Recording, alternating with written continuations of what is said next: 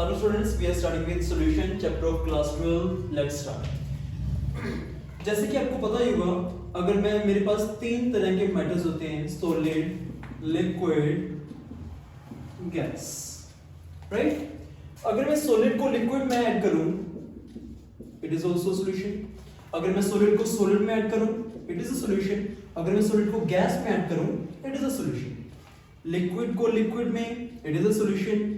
Liquid को solid में, liquid के गैस में, गैस को लिक्विड में, गैस को सॉलिड में. these are all solutions, right? But इसमें हमने इस चैप्टर में कौन कौन से स्टडी करने हैं जिनमें सॉल्वेंट, जैसे कि आपको पता होगा, दो तरह के हमारे पास होते हैं. एक होता है हमारे पास सोल्यूट, एक हमारे पास होता है सॉल्वेंट. सोल्यूट हम उसको कहते हैं जो हमने छोटी क्वांटिटी में ऐड किया हो, सॉल्वेंट जो ज्यादा क्वांटिटी में. इट मींस सोल्यूट को हम सॉल्वेंट में ऐड करते हैं. तो इस चैप्टर में सॉल्वेंट हमारे पास लिक्विड होगा. तो हमारे पास तीन तरह के सॉल्यूशंस बनेंगे: solid in liquid, liquid in liquid, gas in liquid, right? Solid in liquid, gas in liquid and liquid in liquid. तो आज हम सॉलिड इन लिक्विड स्टडी करेंगे. तो हम देखते हैं.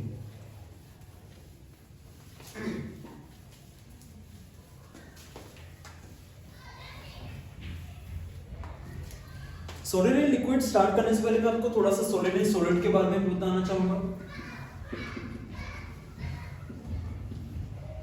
हालांकि ये सॉलिड स्टेट का थोड़ा सा टॉपिक है, but still solid in solid, इसके दो तरह के दो टाइप्स हैं. First one is substitutional, second is interstitial.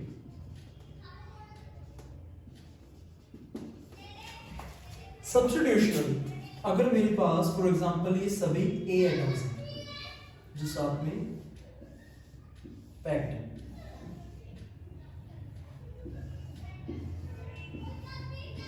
Right? ये हमारे पास बी एटम. तो इनका साइज ऑलमोस्ट सेम है, सच दैट ए एटम को ही रिप्लेस करके जो बी वाला था वो यहाँ पे आ गया. ए को रिप्लेस किया और बी वाला यहाँ पे आ गया. यहाँ यही पे भी हमने क्या हुआ, ए को रिप्लेस करके हमारे पास बी आ गया. ए को रिप्लेस करके हमारे पास बी आ गया. ये हमारे पास सब्स्टिट्यूशनल था, यहाँ जहां पे एक एटम को सब्स्टिट्यूट कर है दूसरा एटम. इंटरस्टिशियल, इंटरस्टिशियल में क्या है? फॉर एग्जांपल ये हमारे पास ए एटम्स हैं, बट जो बी एटम है उसका साइज थोड़ा सा स्मॉल है, सच दैट वो जो इन ए एटम्स के बीच वाले वॉइड्स है ना, जो खाली स्पेस है, इंटरस्टिशियल स्पेस, उनमें भी आ सकते हैं. तो वो यहाँ पे फिट हो गए. तो इनको हम कहेंगे इंटरस्टिशियल सॉलिड्स, राइट? तो आपको ये पता चल गया होगा कि इंटरस्टिशियल सॉलिड्स और सब्स्टिट्यूशनल सॉलिड्स का क्या मतलब है.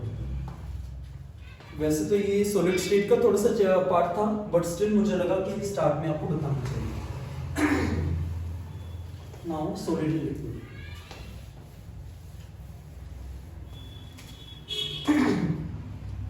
फर्स्ट ऑफ ऑल, जैसे कि मैं सोल्यूट को सॉल्वेंट में ऐड करूं, तो सोल्यूट पहले खुद, जैसे सोल्यूट में ए लेके चल रहा हूं, तो ए खुद वो उनकी पैकिंग भी होगी. जैसे ये ए पैक्ड है, तो ये आपस में थोड़े से टूटेंगे, तो उनकी जो हीट है, ये हमारे पास कौन सी रिएक्शन होगी? एंडोथर्मिक. इनको हीट चाहिए, एब्जॉर्ब होगी. सॉल्वेंट भी इसी तरह पहले टूटेगा, तो उसकी चाहिए हमारे पास delta H2, endothermic. It is also endothermic. मैं साथ में लिख रहा हूं सो दैट आपको इजी हो. ये दोनों हमारे पास क्या है? Endo.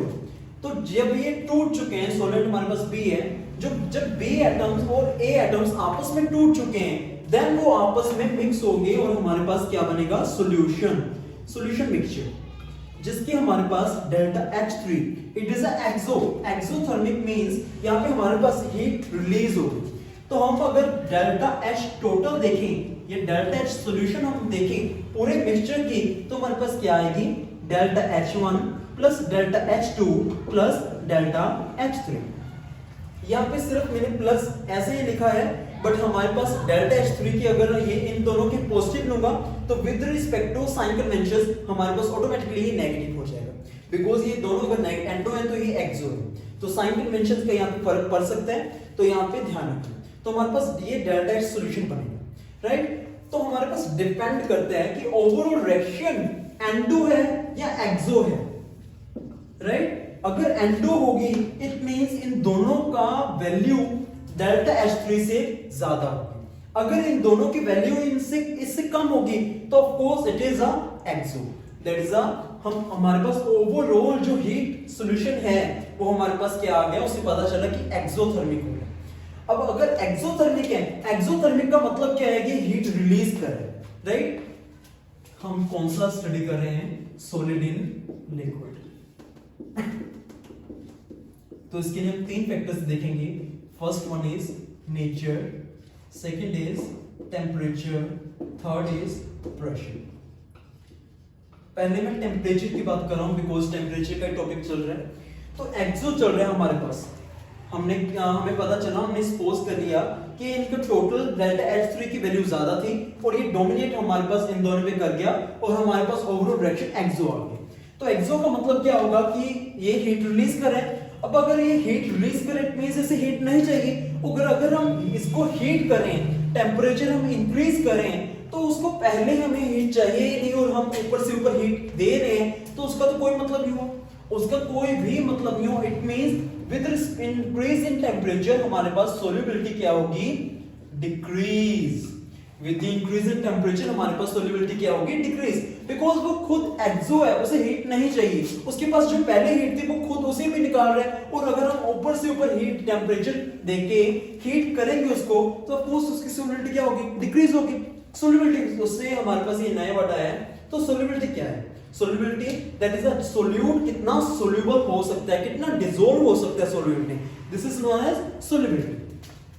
Similarly for endo, endo का मतलब क्या होगा कि वो हीट एब्जॉर्ब करे। हीट एब्जॉर्ब करे इट मींस उसे हीट चाहिए। तो with the increase in temperature उसकी सोल्यूबिलिटी क्या होगी, इंक्रीज होगी, बिकॉज उसे हीट चाहिए और अगर हम टेम्परेचर बढ़ा रहे हैं तो उसे हीट मिल रही है। तो of course with the increase in temperature उसकी सोल्यूबिलिटी क्या होगी, इंक्रीज होगी। एंड वाइस वर्सा, अगर हम टेम्परेचर डिक्रीज करेंगे तो इन दोनों के लिए वैसे ही इफेक्ट्स होंगे। आई होप आप सभी को टेम्परेचर वाला कांसेप्ट समझ में आ गया होगा। Now coming to nature.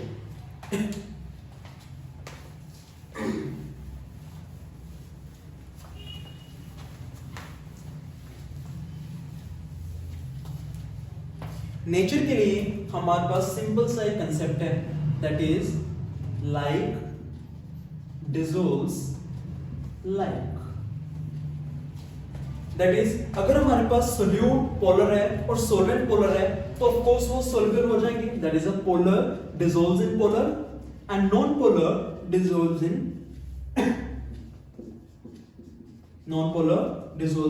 Non polar. First of all I hope आप सभी को नॉन पोलर और पोलर का मतलब पता होगा। अगर नहीं पता तो थोड़ा सा मैं क्विक रिवीजन में आपको बता देता हूं कि जैसे कि हमारे पास वाटर है, राइट, ऑक्सीजन, हाइड्रोजन। तो ये हमारे पास एक और हमारे पास मॉलिक्यूल है, दैट इज BAB, राइट। तो हमारे पास ऑक्सीजन क्या है, इलेक्ट्रोनेगेटिव है, तो ये इलेक्ट्रॉन्स अट्रैक्ट कर रहे हैं, तो ये हमारे पास एरो आ गया, राइट। आप सभी को पता होगा कि ऑक्सीजन और हाइड्रोजन का ये जो बैंड शेप होती है और इनमें जो एंगल होता है अराउंड 107 डिग्री होता है। हेंस ये आपस में कैंसिल नहीं कर रहे हैं, इनका बीच में एक रिजल्टेंट आएगा। इनका रिजल्टेंट आ रहा है इट मींस ये पोलर है। रिजल्टेंट आ रहा है इट मींस इनकी म्यू की वैल्यू 0 नहीं है। हालांकि यहाँ पे जैसे कि हमारे पास ये एग्जांपल ले लिया हमने कि इनके एंगल क्या है 180 है और ये आपस में क्या हो रहे हैं, दोनों कैंसिल हो रहे हैं, दोनों हमारे पास कैंसिल हो रहे हैं। इट मींस म्यू की वैल्यू हमारे पास क्या आ गई, 0 आ गई। जहां पे हमारे पास म्यू की वैल्यू 0 आ गई इट मींस वो मॉलिक्यूल क्या है, नॉन पोलर। जहां पे हमारे पास म्यू की वैल्यू नॉन 0 है वो हमारे पास क्या है, पोलर।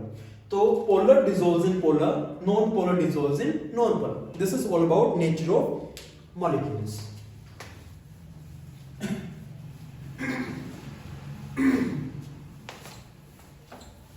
यहां पे अच्छे तरह से आपने ध्यान रखना है कि हम कौन सा टॉपिक डिस्कस कर रहे हैं, that is solid and liquid. Because मैंने कई स्टूडेंट्स देखे हैं उनमें क्या होता है, वो सभी टॉपिक्स को मिक्स कर देते हैं, उनको लगता है ये सारा टॉपिक गैस एंड लिक्विड और लिक्विड एंड लिक्विड के बेस पे ही है। बिकॉज लिक्विड इन लिक्विड के बेस पे वो आगे जाके कोलिगेटिव प्रॉपर्टीज पढ़ते हैं, और गैस इन लिक्विड के बेस पे उन्होंने पढ़े होते हैं रोल्स लॉ, हेनरीज लॉ, वो थोड़ा सा इनको मिक्स कर देते हैं। हालांकि ये थोड़ा सा अलग है, इनमें आगे जाके हमारे पास आइडियल नॉन आइडियल आएगा, जो कि इसमें नहीं है। इसमें हमारे पास हेनरीज लॉ, रोल्स लॉ आएगा। इसलिए आपको ये पता होना चाहिए कि आप यहाँ पे सॉलिड लिक्विड डिस्कस कर रहे हैं। सॉलिड लिक्विड के हमने दो प्रॉपर्टीज पढ़ ली है, that is nature and temperature. Nature में हमने पढ़ा है कि लाइट डिसॉल्व्स लाइक, कि पोलर डिसॉल्व होगा पोलर में और नॉन पोलर में डिसॉल्व होगा। टेम्परेचर हमने देखा था कि टेम्परेचर को हमने ऐसे कमेंट नहीं कर सकते। फर्स्ट ऑफ ऑल हमने ओवरऑल डायरेक्शन की देखनी पड़ेगी। अगर वो N2 है तो टेम्परेचर बढ़ाने से सॉल्युबिलिटी भी इंक्रीज होगी, बिकॉज N2 मींस वो हीट एब्जॉर्ब कर रहा है, और अगर वो एक्सो है तो टेम्परेचर बढ़ाने से सॉल्युबिलिटी क्या होगी, डिक्रीज होगी। Now coming to pressure, pressure बढ़ाओ या फिर घटाओ तो इसका ज्यादा कोई भी इफेक्ट नहीं पड़ेगा, बिकॉज जो हमारे पास सॉलिड होते हैं ये हमारे पास हाईली इनकम्प्रेसिबल होते हैं, तो इनको प्रेशर हम इंक्रीज कर देंगे या डिक्रीज कर देंगे कोई इफेक्ट नहीं होगा। तो ये तीन हमारे पास प्रॉपर्टीज थी सॉलिड इन लिक्विड के बेस पे। नेक्स्ट हम देखते हैं गैस एंड लिक्विड।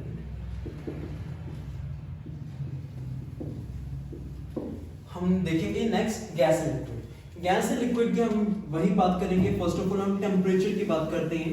तो टेम्परेचर गैस एंड लिक्विड के जो रिएक्शंस होते हैं वो ओवरऑल मोस्टली एक्सो होते हैं। इट मींस वो हीट रिलीज करें, इट मींस उनको टेम्परेचर नहीं चाहिए, इट मींस उनको हीट नहीं चाहिए। तो अगर हम टेम्परेचर बढ़ाएंगे तो उनको चाहिए ही नहीं, तो वो क्यों हम बढ़ा रहे हैं, ऑफ कोर्स राइट। तो टेम्परेचर बढ़ाने से इनकी सॉल्युबिलिटी क्या होगी, डिक्रीज होगी। नाउ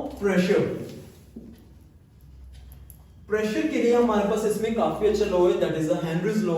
हेनरीज लॉ में हमने क्या पढ़ते हैं कि प्रेशर इंक्रीज करने से सॉल्युबिलिटी भी क्या होती है, इंक्रीज होती है। तो हम हेनरीज लॉ को थोड़ा सा डिटेल में देखेंगे आज। हेनरीज लॉ, तो उसमें हमारे पास क्या है कि प्रेशर इंक्रीज करने से हमारे पास सॉल्युबिलिटी क्या हो रही है, डिक्रीज हो रही है। That is the pressure is in directly proportional to solubility. Solubility को हम किन की टर्म्स में यहां पे डिटरमाइन करेंगे, किन की टर्म्स हम देखेंगे। सॉल्युबिलिटी को हम मोल फ्रैक्शन की टर्म्स में यहां पे रिप्रेजेंट करेंगे। तो in other words pressure is directly proportional to mole fraction. अगर मैं यहां पे प्रोपोर्शनलिटी का साइन हटाऊं तो यहां पे हमारे पास क्या आ जाएगा, कांस्टेंट आ जाएगा, दैट इज अ KH। यहां पे काई हमारे पास क्या रिप्रेजेंट कर रहा है, mole fraction. KH is Henry's law constant, right. ये हमारे पास हेनरीज लॉ से मिलता है, that is a pressure is equals to KH into chi। KH is a Henry's law constant, chi is a mole fraction, P is a pressure, right. यहाँ पे मैं आपको 3-4 टर्म्स ही बताता हूं जो आगे वाले लेक्चर्स में हम देखेंगे। मोल फ्रैक्शन, मोलैरिटी,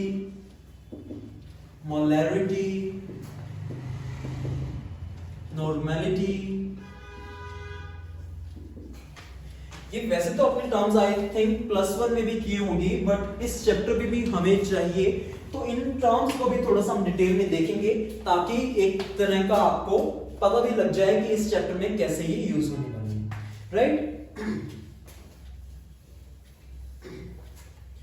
तो यहां पे मैं सिर्फ KH की बात करूंगा, KH की थोड़ी सी बात के बाद ये लेक्चर ओवर करूंगा ऑफ कोर्स।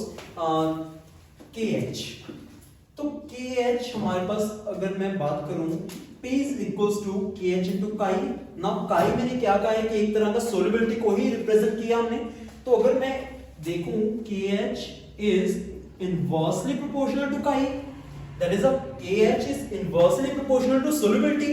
तो टेम्परेचर बढ़ाने से solubility क्या हो रही थी, इसमें कम हो रही थी। तो यहाँ पे इनवर्स हो जाएगा कि अगर हम टेम्परेचर इंक्रीज करेंगे तो KH की वैल्यू भी क्या होगी, इंक्रीज होगी। बिकॉज टेम्परेचर बढ़ाने से अगर chi डिक्रीज हो रहा है तो टेम्परेचर बढ़ाने से KH क्या होगा, इंक्रीज होगा। तो ये हमारे पास एक्सपेरिमेंट भी आता है कि विद इंक्रीज इन टेम्परेचर हमारे पास KH की वैल्यू भी क्या होगी, इंक्रीज होगी, राइट। तो ये हम आज के लेक्चर में इतना ही करते हैं। आगे वाले लेक्चर में हम पहले हेनरीज लॉ की एप्लीकेशन देखेंगे, इसके हम लिमिटेशंस देखेंगे और देन हम बढ़ेंगे अपनी नेक्स्ट टर्म्स के ऊपर, that is a mole fraction, molarity, normality. So thanks for watching.